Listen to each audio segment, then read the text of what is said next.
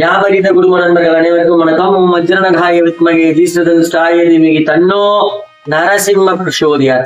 இப்ப நம்ம இன்னைக்கு பார்க்க இருக்கிற பதிவு அப்படின்னு வந்து பாத்தீங்கன்னா மிருகசீரிட நட்சத்திரம். மிருகசீரிஷம் அப்படின்ற நட்சத்திரத்துக்கு 2 ராசி வரும். ஒண்ணு ரிஷபம், ஒண்ணு வந்து மிதுனம். இந்த பாதத்தை பேஸ் பண்ணி உங்க பலன்கள் மாறலாம். நான் இப்ப சொல்றது மிருகசீரிடத்துக்கான பொது பலனை மட்டுமே நான் சொல்றேன். எல்லா நட்சத்திரத்துக்கும் பொதுவான பலன். இந்த வந்து நான் சொல்ற அந்த வழிபாடை நீங்க செஞ்சுன்னு வந்தாலே போறோம், ஆட்டோமேட்டிக்காவே உங்களுக்கு எல்லா குரோத்தும் கிடைக்கும்.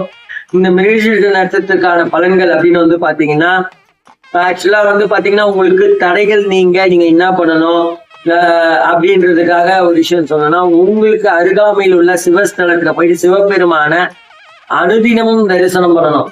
டெய்லி காலையில இருந்து குளிச்சுட்டு நீங்க போயிட்டு சிவ வழிபாடு பண்ணிட்டு சிவன் கோயிலுக்கு போயிட்டு சிவனை பார்த்துட்டு முடிஞ்சா 9 முறை வளம் வந்துட்டு நமச்சிவாயரை வந்து ஓம் நமச்சிவாயர்னு சொல்லிட்டு மந்திரம் தெரிஞ்சா மந்திரம் சொல்ல பஞ்சாட்சரம் சொல்லிட்டு நீங்க உங்க டேவை ஸ்டார்ட் பண்ணீங்கன்னா சூப்பரா இருக்கும்.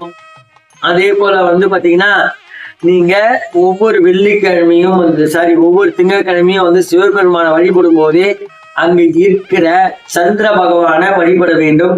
சந்திர பகவானை நீங்க வழிபட வேண்டும். சந்திர பகவான் நீங்க வழிபட்டுறீங்கன்னா அது இன்னும் வந்து உங்களுக்கு ஒரு பலம் கிடைக்கும்.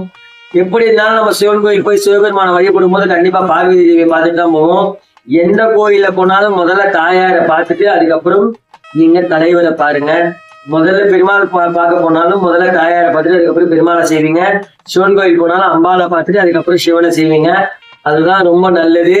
அம்மா கிட்ட சொல்லிட்டு அதுக்கப்புறம் அம்மாவை பார்க்கறதுல தப்பே கிடையாது. அந்த மாதிரிதான் நம்ம பண்ணணும்.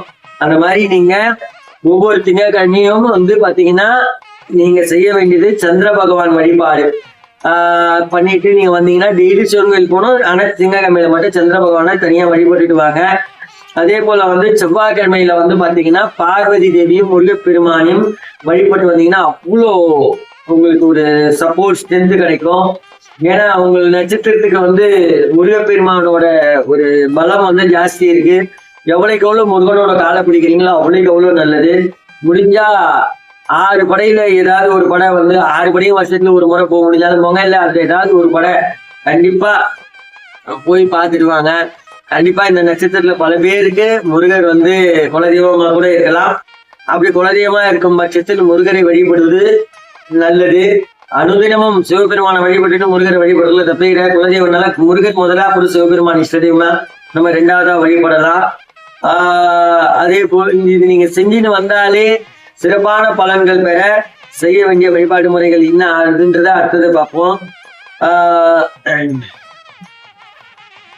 இதுல வந்து நீங்க திங்கட்கிழமையில சந்திர பகவான வழிபடணும் அப்படின்னா நம்மளுக்கு ஏற்பட்டிருக்க தோஷங்கள் சில பல தடைகள் நீக்கிறதுக்காக நம்ம வந்து சந்திர பகவான திங்கட்கிழமையில சிவபெருமான வழிபடும் போது சேர்ந்து வழிபாட சொல்லியிருக்கோம்.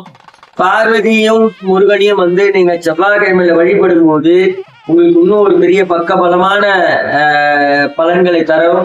அதனால தயவு செய்து நம்பிக்கையுடன் செய்து கொண்டு வாருங்கள், நல்லதே நடக்கும். நன்றி, வணக்கம். மற்றும் ஒரு நட்பதிவில் சந்திப்போம். தயவு செய்து திருப்பியும் சொல்றேன், கீழே வந்து கமெண்ட்ல வந்து உங்களுக்கு அடுத்து என்னென்ன நட்சத்திரத்துக்கான பலன் வேணும்னு சொல்லுங்க. லைனா வராம நீங்க கேட்கிற நட்சத்திரம் எந்த நட்சத்திரம் வந்து அதிகமா வருதோ அந்த நட்சத்திரத்துக்கான பலன் அடுத்த வீடியோவா இந்த மிருகசீரிஷம் நட்சத்திரத்துக்கு அப்புறம் இருக்கும் அப்படிப்படும். நன்றி, வணக்கம்.